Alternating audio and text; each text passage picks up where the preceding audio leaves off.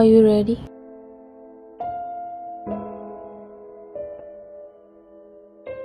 He turned back only to look at you standing in a grey gown. His heart skipped a beat looking at your beautiful figure, hair down to your shoulder, and you were looking like a goddess of beauty. He walked towards you with slow steps.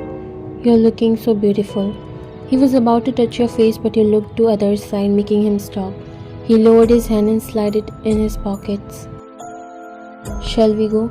You didn't look at him and was about to walk. Suddenly your phone buzzed as you and Jungkook both looked at it. You looked at the caller ID and your heart dropped. You slowly looked at Jungkook, who was looking at you, raising his eyebrows. You quickly cut the call, but it again started ringing. "Why aren't you picking up?" You gulped and looked at him. It's just a random call." He hummed and walked ahead. Your heart was beating so fast. Once again your phone buzzed and you checked the message. "I'm coming at the party to take you." It was from Kang Jun.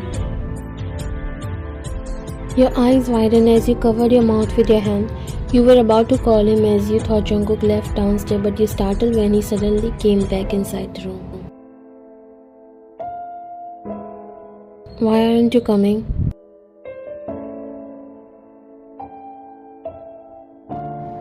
"I'm not feeling well. Can I stay here?" He raised his brow and came near you, making your body tremble. All of a sudden, you were perfectly fine a minute ago. You gulped and looked down. "Yeah, but my stomach is aching because I got my periods." You lied because that's the only way you can skip. He looked at you for a minute and then nodded while taking off his coat. "Okay then, nothing is more important than you to me." You looked at him confused. "Why are you taking off your coat? Aren't you going?" You asked him in trembling voice as your forehead covered with sweat. Your heart was beating terribly as you were afraid that you won't be able to stop Kang Jun if Jungkook also stay with you. "No, what would I do there without you? I will stay here and take care of you." He came near you and cupped your face gently. He then noticed your sweaty forehead. "Can we go and see a doctor? You are not looking fine." You removed his hand slowly and shook your head. "No, I'll be alright soon. I just want to rest for some time." He nodded. "Okay, I'll bring warm water for you." He wiped your sweat and left the room.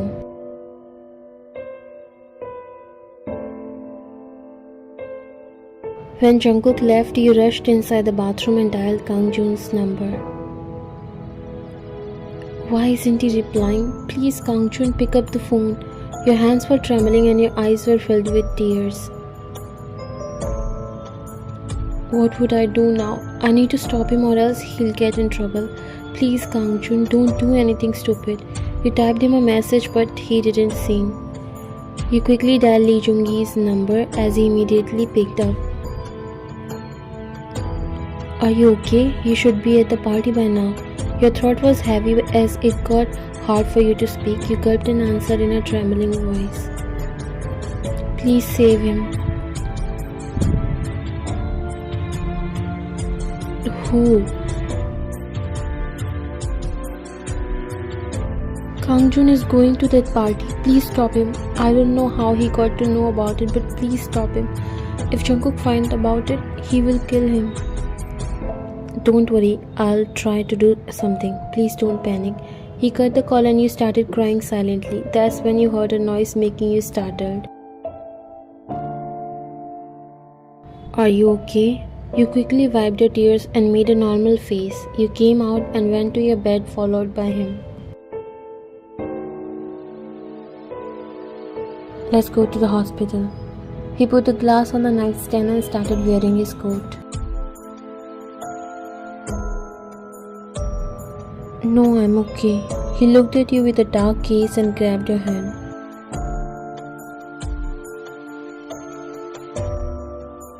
Why are you not telling me clearly, huh? Why did you started behaving strangely all of a sudden? You gulped and tried to free your hand, but he didn't let it go. I've already told you, and we don't need to see a doctor for this reason. He let out an annoying sigh and put his hand on his waist.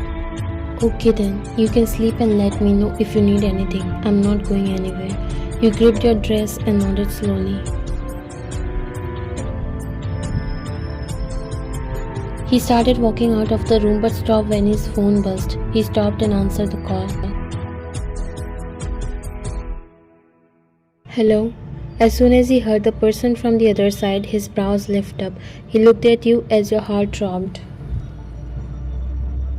Your body started shivering as you already guessed what might have happened. Your heart started beating faster as you were praying that whatever you were thinking is not true.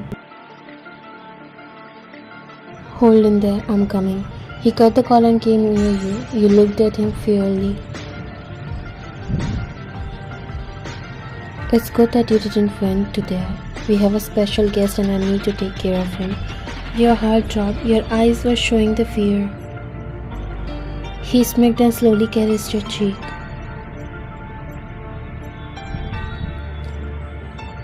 I'll be back soon. Until then, rest well because I need you to get well soon. He kissed on your lips and stood straight. Goodbye, honey. He wore his coat and left. You dropped onto the bed and were breathing heavily. You quickly took out your phone and dialed Lee Jung-gi's number. You got more afraid when he didn't answer. No, it can't be. I'm just overthinking. It's not him. You dropped on the floor, clenching the dress around your chest. But still, I didn't get one thing. Why are you helping him? He's no use for us, and also he's not someone whom we can get any benefit.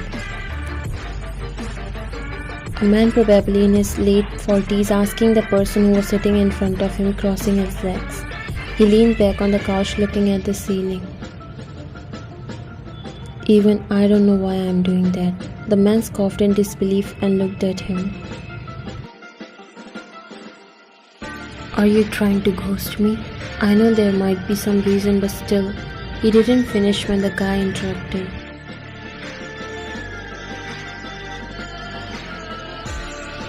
There are still too many favors I have to discern.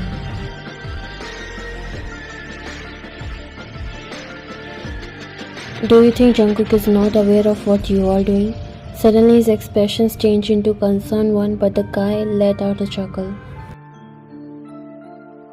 Indeed he do. The man looked at him confused.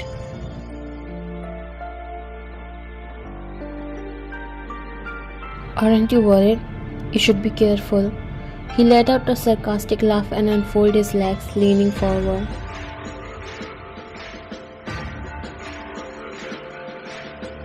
I know he's keeping his eyes on me, and he probably got to know a lot about me, but he smirked.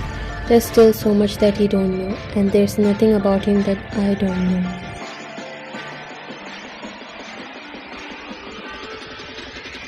You are doing it purposely, he asked curiously while the guy shook his head.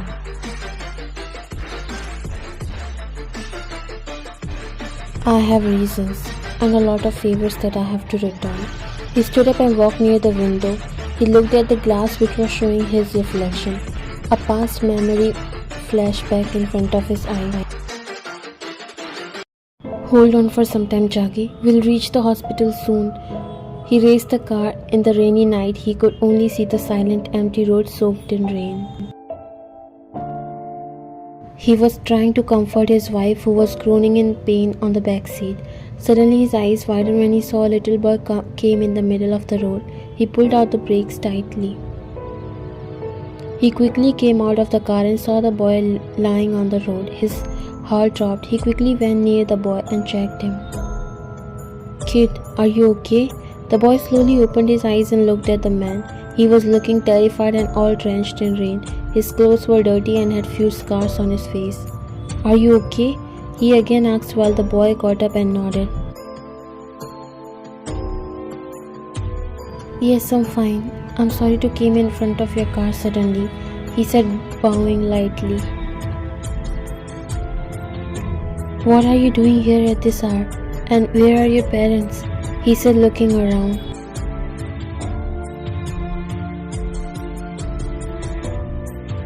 Actually, I ran away from my house, but now I'm going back, he said, looking down while the man looked at him lovingly. I go, kiss these days. You should never leave your house like this. Your parents might be searching for you, he said, ruffling his hair while smiling a little. Come, I'll drop you to your home. Are you from Busan? The boy looked at him and nodded slowly. They came inside the car and the boy sat on the passenger seat. The man looked at his wounded knees and forehead. He took out his first aid box and cleaned the wound. The boy was just looking at him.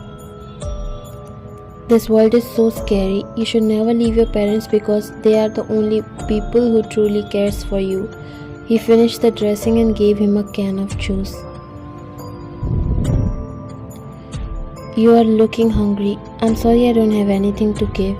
He gladly accepted the can and drank the juice. You are so kind, Ajashi. He then looked at the back seat where the lady was groaning in pain.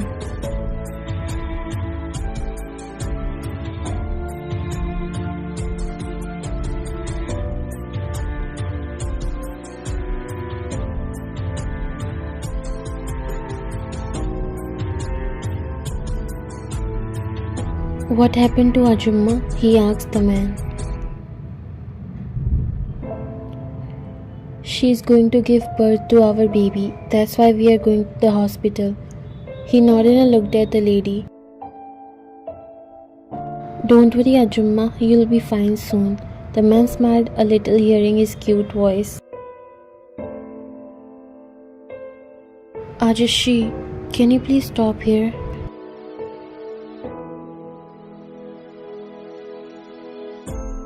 Why? I will drop you to your home.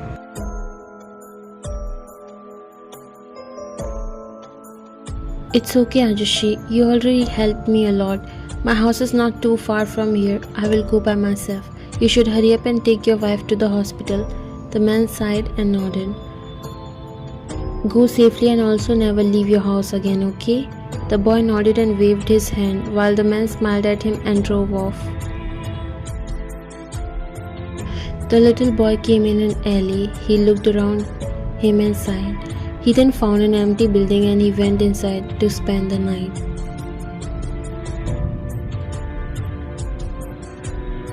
I've owned a lot of people and a lot from whom I have to take my revenge. The way I've seen my whole family got killed in front of my eyes, I will make them witness the same thing. I said open the door. Are you all dumb? You said, banging on the glass while the guards were not ready to open the door. Open the door or it won't be good for any of you.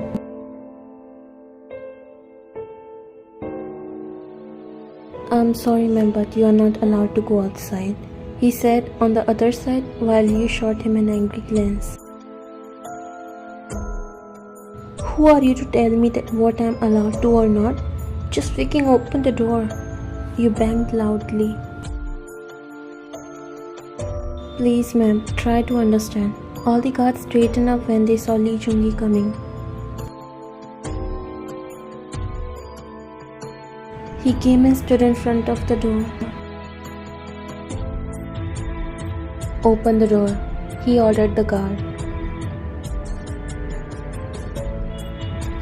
But sir, boss has given strict order to us. We can't let her go out. He stepped near him and looked in his eyes. It's my duty to take care of that. Just open the door. He nodded and opened the door. You came out and looked at Lee Chung-gi. Kang Jun is fine, right? You asked him while he nodded, making you let out a sigh of relief. Thank God. I thought Jungkook already got him, but then why Jungkook left like this? Who was the guy they found it? A spy of another gang. The whole party turned out to be a plan. It was hell just to catch that spy. You sighed and nodded. That guy is really stubborn. It was hard to stop him. I knew that he would do something like this. I'm really afraid, but how did he found out about the party? Lee Chung exhaled and slided his hand in his pockets. He is a cop. Probably he was investigating about it. He might have come here if he knew where you live.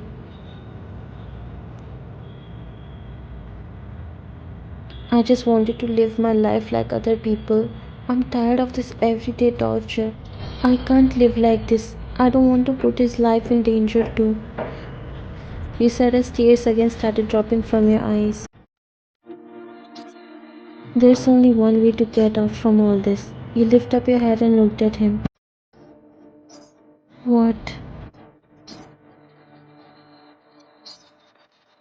Run away from here. I will help you and don't worry. I'll take care of everything from behind. That's I've said to Kang Jung, and that's why he agreed and stopped. No, I can't put anyone's life in danger. This is my fate and I will accept it. He frowned in confusion. What? You nodded.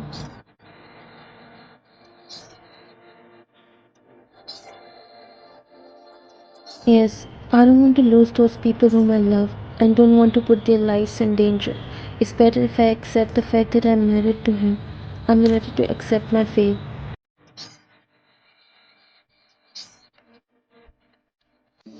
2 days later.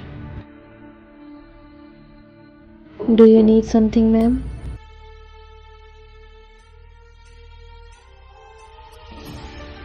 No, actually, I came here to tell you that there is no need to come here from tomorrow. I'll take care of everything by myself. They looked at you surprised.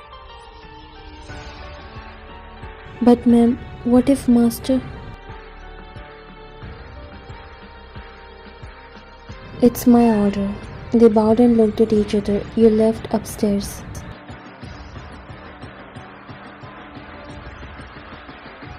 What happened to her? She said, looking at the other maid.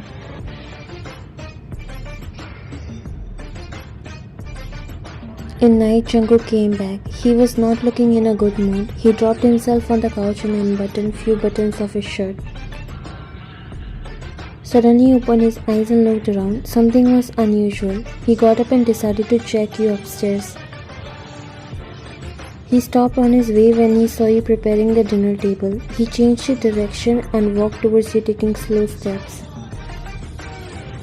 Welcome back. You slowly looked at him. Meanwhile, he frowned in confusion. He slowly came near you. Am I still dreaming? Do you get these kinds of dreams? He said, extending a glass of water in front of him, while his eyes slowly traveled from your head to toe. I can see a complete different person in front of me, he said, raising his brow while you looked down. I know it will sound strange, but I want to give our marriage a chance. He could never get more surprised than hearing this from you. He didn't seem happy but suspicious. Not strange, but you're making me suspicious. You gulped and slowly looked at him. I'm already tired of being living like this. I know there's no way I can ever get out of here, so why not give us a chance? He said. He smiled and took the glass from your hand. I'm happy that you finally accepted that you only belongs here. It's good if you're saying all this by being honest, but if you're planning something else, then think once again. He gulped down the water. I know what I'm doing. I've already accepted my fate. You've made me happier than ever today. He extended his hand to caress your hair, but you stopped him. But I have a condition. He raised his brow. Condition?